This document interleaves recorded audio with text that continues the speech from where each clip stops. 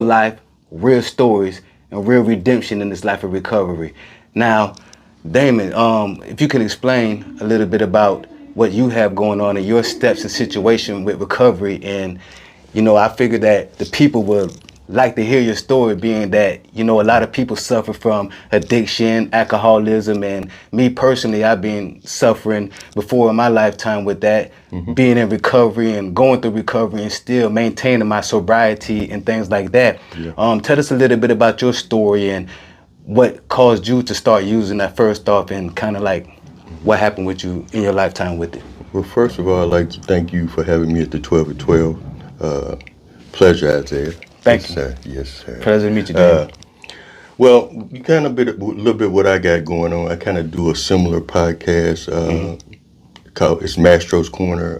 Recovery matters, because recovery really does matter. Yes, it does.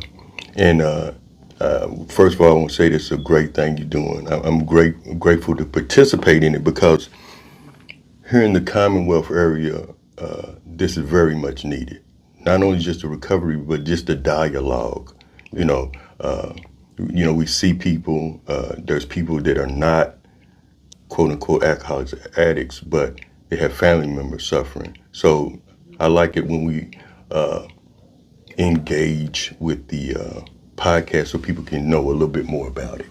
Yeah. But how I started using was like carelessly, coming home from school, weekends, drinking with my brothers, and little did I know I was setting a trap for myself. Born to a single mother, no real father figure.